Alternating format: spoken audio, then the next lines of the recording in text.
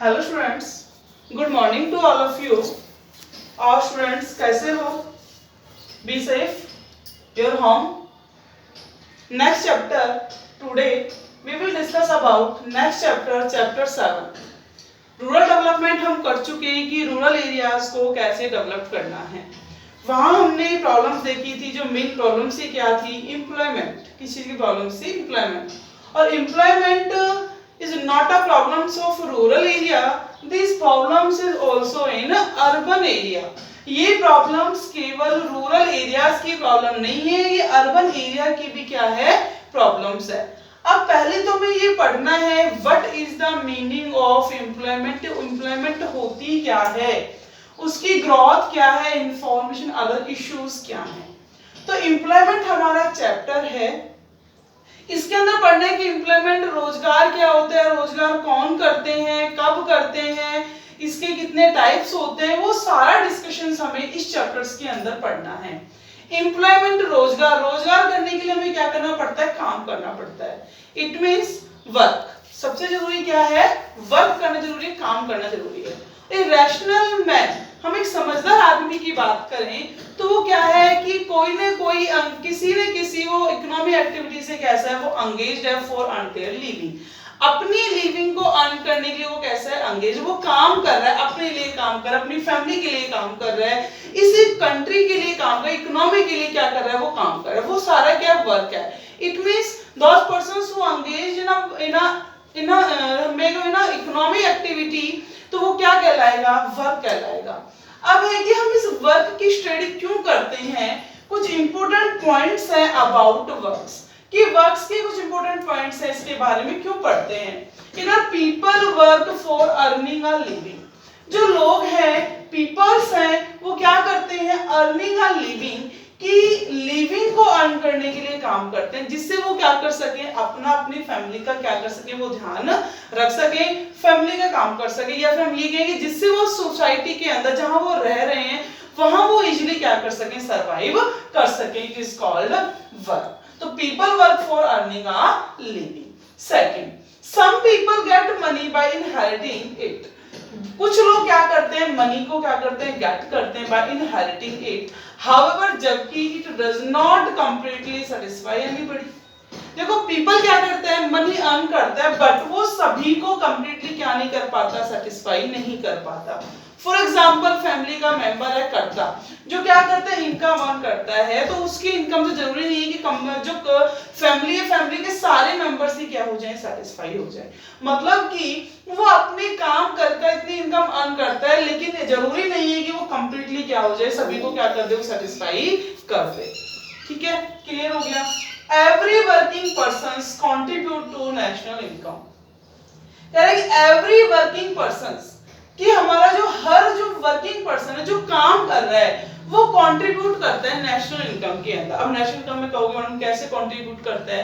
देखो, जब भी कोई पर्सन वर्क कर रहा है, इट मींस वो क्या कर रहा है? प्रोडक्शंस करता है, अनप्रोडक्टिव वर्क कर रहा है। हम ये कहें चाहे वो सर्विस सेक्टर से जुड़ा हुआ है या फिर वो प्रोडक्शन एक्टिविटी से जुड़ा हुआ है, काम तो कर रहा है। सर्विस सेक्टर से स्किल्स, नॉलेज को डेवलप कर रहे हैं। प्रोडक्शन से वो क्या है? गुड्स एंड सर्विसेज का, गुड्स का क्या कर रहा है? प्रोडक्शंस कर रहा है। लेकिन ये जब ये सारी चीजें बढ़ती हैं, तभी हमारी क्या इंक्रीज होती है? नेशनल इनकम में। क्योंकि नेशनल इनकम का मीनिंग क्या होता है? सभी जानते हैं, आपने इन मैक्रो इकोनॉमिक्स पढ़ा हुआ है। नेशनल इनकम क्या होती है? National income refers to sum total of factor income. क्या होती है? Sum total of factor income which is earned by normal resident during an accounting year. एक साल के अंदर फैक्टर इनकम के द्वारा जितनी भी इनकम नॉर्मल रेजिडेंट के द्वारा जितनी भी इनकम फैक्टर सर्विसेज के थ्रू अर्न की गई है, वो किसके अंदर आती है? National income. अब फैक्टर के अंदर क्या थे? Land, labour, capital, entrepreneur. यहां पर उसने क्या किया कि चारों सोर्सेज को, चारों फैक्टर्स को यूज कर काम कर रहे हैं, जिससे नेशनल इनकम भी क्या हो रही है? हमारी इंक्रीज हो रही है। इट मींस मोर एम्प्लॉयमेंट या मोर working persons means more national income. जितनी ज्यादा वर्किंग पर्सन्स होंगे कंट्री में, उतनी ही ज्यादा क्या होगी? हमारी नेशनल इनकम भी इंक्रीज होगी। Next is we work not only for us. ध्यान रखना ये आवरसेल्व्स, कि हम केवल अपने लिए काम नहीं करते। हम केवल अपने लिए काम नहीं करते। ऐसा नहीं है कि हम अपने लिए ही काम कर रहे हैं। तो कहते हैं कि but also for those who depend on us, हम उनके लिए भी काम करते हैं जो हमारे ऊपर डिपेंड है। जैसे कि हमारे फैमिली के मेंबर्स होते हैं, चिल्ड्रंस हैं, हम ये कहेंगे हमारे पेरेंट्स हैं जो हमारे ऊपर कैसे हैं, डिपेंड हैं, हम उनके लिए भी क्या कर रहे हैं, वर्क कर रहे हैं। तो अपने लिए नहीं कर रहे, केवल अपने लिए वर्क ना करके हम किसके लिए कर रहे हैं, उनके लिए कर रहे हैं जो हमारे ऊपर कैसे हैं, डिपेंड है, लाइक आवर फैमिली। जैसे कि हमारी फैमिली हमारे ऊपर डिपेंड है, हम उनके लिए क्या कर रहे हैं, काम कर रहे हैं। तो ये किसके लिए क्या है, work. The study of working people gives us, ये जो स्टडी है वर्किंग पीपल्स की, gives us हमें क्या देती है, insight into the quality, quality के बारे में बताती है कि भाई मेरे अंदर क्या क्या क्वालिटी है, क्या क्या क्वालिटी है जिसके अकॉर्डिंग मुझे क्या दिया जा रहा है, रेम्युनरेशन दिया जा रहा है। देखो हम देखते हैं एक पर्सन से जिसकी इनकम कितनी 50 और वही दूसरा पर्सन से उसी कंपनी के अंदर उसकी इनकम कितनी 10,000, किसके अकॉर्डिंग मिल रही है, according to quality, according to quality. And the nature of employment of in our country, हमारी कंट्री में एम्प्लॉयमेंट का नेचर क्या है, उसके अकॉर्डिंग क्या मिल रही है, हमें सैलरी दी जा रही है, रेवेन्यू दिया जा रहा है। तो जितने वर्किंग पीपल्स की क्या करेंगे, स्टडी करेंगे, उतने हमें क्या पता चल जाता है, हमारी क्वालिटी और हमारी एम्प्लॉयमेंट का नेचर पता चल जाता है कि हम किस नेचर के, किस टाइप्स का क्या कर रहे हैं, एम्प्लॉयमेंट कर रहे हैं। और भी इसके फर्दर पॉइंट्स हैं कि जब भी हम क्या करते हैं, वर्किंग पीपल्स की स्टडी करते हैं, इससे हमें ये पता चलता है कि कितना परसेंट लोगों का एक्सप्लॉइटेशन हो रहा है, कि कहाँ उनका एक्सप्लॉइटेशन किया जा रहा है, कहाँ उनको फेयर वेजेस वो प्रोवाइड करवाए जा रहे हैं, किस टाइप के ऑर्गेनाइजेशन में वो काम कर रहे हैं, कि कहीं चाइल्ड लेबर तो नहीं है। मतलब कि इन सारी चीजों के लिए हम क्या करते हैं, एक वर्किंग पीपल्स की स्टडी करते हैं। तो ये कुछ पॉइंट्स थे हमारे वर्क्स के बारे में, काम के बारे में, जो हमें जाने बहुत ज्यादा जरूरी थे। नेक्स्ट है कुछ बेसिक कॉन्सेप्ट हैं। क्या है कुछ बेसिक कॉन्सेप्ट इसके, जैसे कि फर्स्ट आता है मीनिंग ऑफ वर्कर, कि वर्कर का मीनिंग क्या है, कौन होता है वर्कर।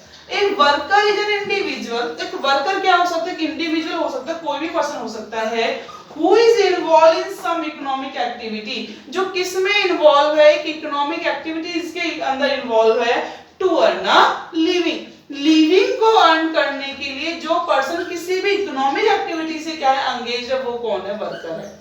वो कौन है, वर्कर है, काम करने वाला है जो किसी भी इकोनॉमिक एक्टिविटीज, जो अपने लिए क्या कर रहा है, अर्निंग कर रहा है, क्या कर अपने लिए अर्निंग कर रहा है, वो कौन कहलाएगा, वर्कर कहलाएगा। क्लियर हो गया। फिर है कि who all are included in worker। देखो इससे पहले में क्या है, कुछ जीडीपी और जीएमपी के कॉन्सेप्ट हैं, कि मैंने कहा कि वर्कर कंट्रीब्यूट्स इन जीडीपी, जो वर्कर होता है वो किसमें कंट्रीब्यूशन करता है, जीडीपी के अंदर क्या करता है, कंट्रीब्यूशंस। जीडीपी का मतलब होता है गुड्स एंड सर्विसेज के अंदर, या फिर मैं ये कहूं ग्रॉस डोमेस्टिक प्रोडक्ट, किसके अंदर करता है, ग्रॉस डोमेस्टिक प्रोडक्ट, जीडीपी। ऐसा नहीं है कि वो केवल जीडीपी के अंदर ही कंट्रीब्यूट करे, ऐसा नहीं है कि वो जीडीपी में कंट्रीब्यूट करे, वो जीएनपी के अंदर भी क्या कर सकता है, कंट्रीब्यूट कर सकता है, जीएनपी। ये आपको डिफरेंस पता ही है कि जीडीपी और जीएनपी का डिफरेंस क्या है, जीडीपी और जीएनपी का डिफरेंस क्या है।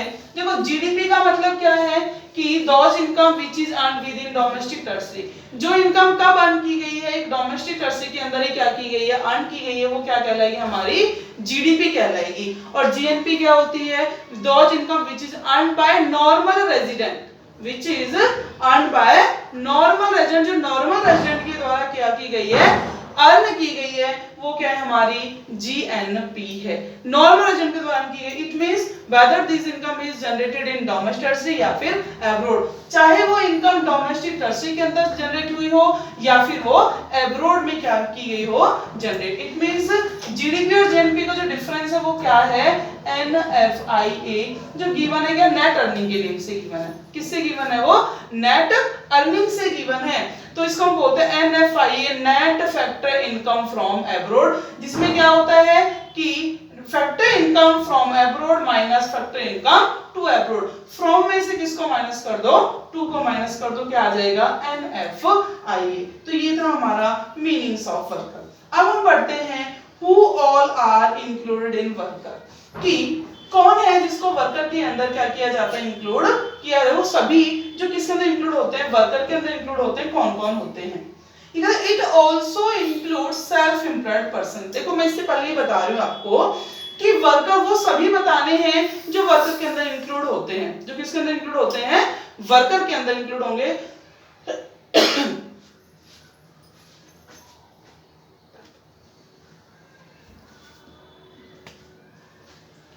सॉरी स्टूडेंट्स, कि जो वर्कर के अंदर क्या होंगे, ये इंक्लूड्स होंगे। कौन कौन होते हैं? तो वर्कर के अंदर किसको इंक्लूड किया जाएगा?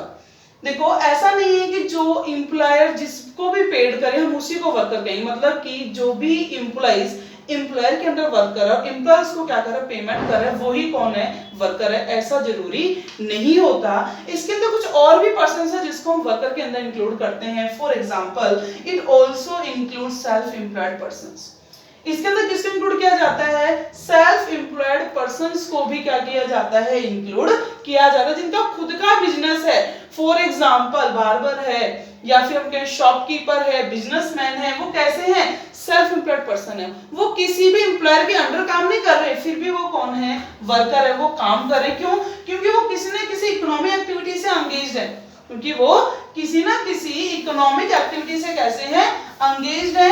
एंगेज्ड है तो जीडीपी में क्या कर रहे हैं, कंट्रीब्यूशन। जो कंट्रीब्यूशन कर रहे हैं वही कौन है, वर्कर है। क्लियर हो गया? नेक्स्ट क्या है कि it also includes those people. ये उन पीपल्स को भी क्या करता है, इंक्लूड्स करता है, who remains temporary absent from work due to illness. वो उन वर्कर्स को भी क्या कर रहे हैं, इंक्लूड्स कर रहे हैं जो टेम्परेरी क्या है कि हमारे एब्सेंट्स हो जाते हैं, इलनेस है, रिलीजियस वर्क है, या फिर हम ये कहें कोई फेस्टिवल्स के कारण है, इस वजह से क्या हो गया, वो एंगेज हो गया, वो भी क्या कहलाएगा, वर्कर ही कहलाएगा। क्लियर हो गया? Next is it also includes those people. ये उन पीपल्स को भी इंक्लूड्स करते हैं who help the main worker. जो किसकी हेल्प करते हैं, मेन वर्कर की हेल्प करते हैं। All it means all those who are engaged in economic activity. जो किससे एंगेज्ड हैं, इकोनॉमिक एक्टिविटी से कैसे हैं, एंगेज्ड हैं, और वो किसी और की भी क्या कर रहे हैं, हेल्प कर रहे हैं, वो भी क्या कहलाएंगे, वर्कर कहलाएंगे। इट मींस जो भी पर्सन किसी न किसी इकोनॉमिक एक्टिविटी से कैसा है, एंगेज है, वो क्या कहलाएगा, वर्कर। कि देखो जो किसी की क्या कर रहा है, हेल्प कर रहा है, वो भी वर्कर है। ठीक है, चाहे वो किसी इकोनॉमिक एक्टिविटी से जुड़ा है, सॉरी क्या देखा जाएगा कि वो किसी इकोनॉमिक एक्टिविटी से क्या होना चाहिए, जुड़ा हुआ होना चाहिए। तो सेल्फ एम्प्लॉयड पर्संस भी कैसे हो गए, वर्कर हो गए। जो अपने लिए क्या कर रहे हैं, वर्क कर रहे हैं, बिजनेस कर रहे हैं, क्या कर रहे हैं, अपना बिजनेस कर रहे हैं, सेल्फ बिजनेस कर रहे हैं, वो क्या है, वर्कर है। या फिर मैं वो टेम्परेरी बेस के ऊपर क्या कर रहे हैं, वर्क कर रहे हैं, कि वो क्या होता है, कभी तो वर्क करने आते हैं, कभी वर्क करने नहीं आते हैं, कारण उसके बहुत सारे हो जाते हैं, लेकिन वो एंगेज्ड हैं। क्या है, वो एंगेज्ड हैं, वही सारे क्या है, वर्कर। जैसे फॉर एग्जांपल अब की बात करें, जैसे कि हमारा क्या चल रहा है अभी, कोरोना क्या चल रही है, डिजीज कौन सी चल रही है, बीमारी कोरोना की। तो 1 मंथ से 1.5 मंथ से सभी पर्संस क्या है, अपने घर बैठे हुए हैं। देखो वो कोई भी प्रोडक्शन एक्टिविटी नहीं कर रहे हैं, क्या नहीं कर रहे हैं, कोई भी प्रोडक्शन एक्टिविटी नहीं कर रहे, कुछ प्रोडक्शन नहीं हो रहा है, लेकिन वो एंगेज तो है।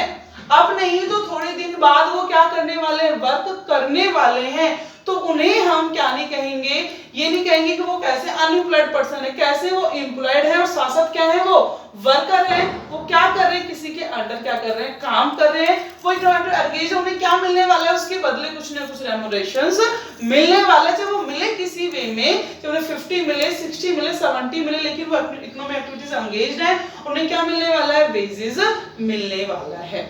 क्लियर हो गया? और जो हेल्प कर रहे हैं वो भी किसके अंदर आएंगे, वर्कर के अंदर ही आएंगे। क्लियर हो गया? तो हमारे कुछ पॉइंट्स थे जिसके बारे में स्टडी की, वर्कर की। वर्कर कौन होते हैं, उनका मीनिंग, और किस किस को वर्कर के अंदर इंक्लूड किया जाता है, वो सभी जो वर्कर के अंदर इंक्लूड होंगे। इट मींस केवल इसके अंदर कौन से पर्संस नहीं आए यहाँ पर, those persons who are not willing to work. जो पर्संस काम करने की इच्छा नहीं रखते वो वर्कर नहीं है।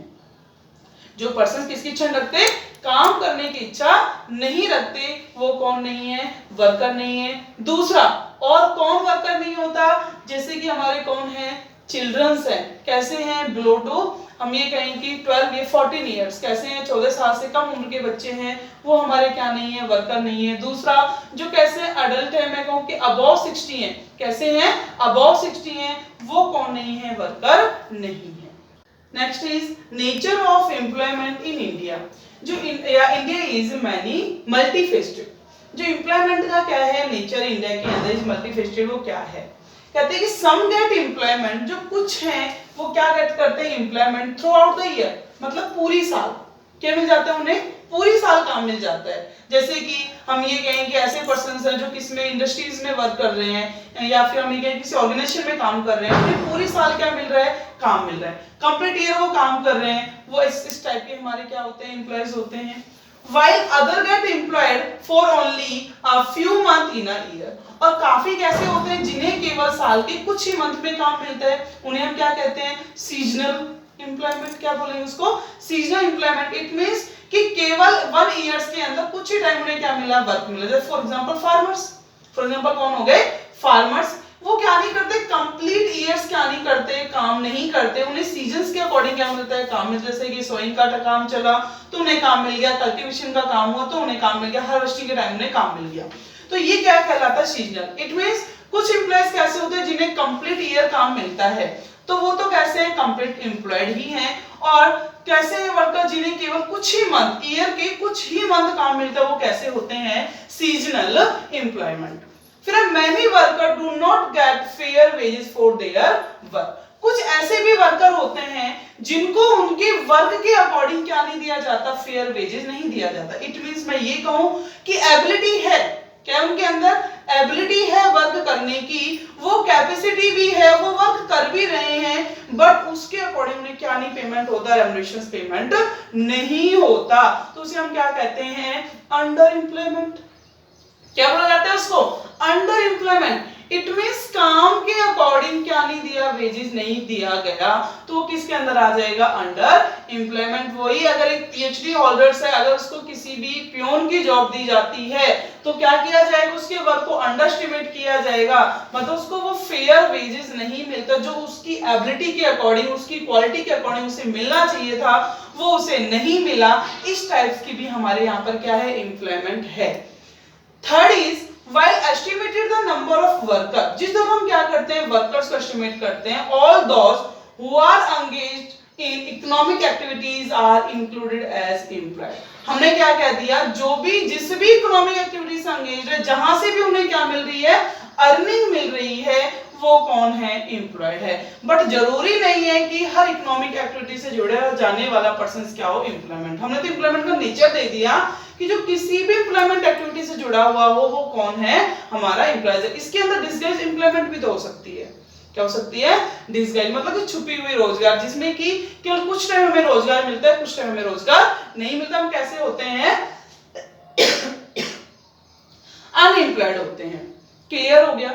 तो ये थे nature of employment in India. India के अंदर सब नेचर है कि जिन्हें एक तो ऐसे वर्कर होते हैं पूरी साल का मिल जाता है, कुछ ऐसे होते हैं कुछ ही मंथ का मिलता है, या फिर कुछ ऐसे भी वर्कर हैं जिनको क्या नहीं मिल पाता, उनकी एबिलिटी के अकॉर्डिंग, कैपेसिटी के अकॉर्डिंग क्या नहीं मिल पाता, वेजेस नहीं मिल पाता।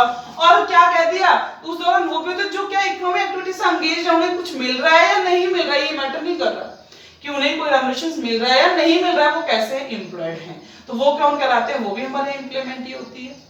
अब है number of worker, number of workers की हमारे यहाँ पर जो नंबर्स ऑफ वर्कर्स है वो कौन से हैं, कितने हैं।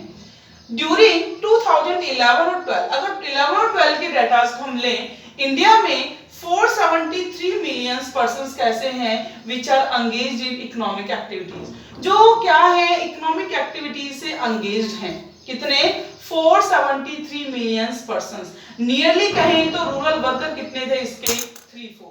इसमें से 3/4 कौन से हैं रूरल वर्कर, 1/4 केवल कौन है, अर्बन है।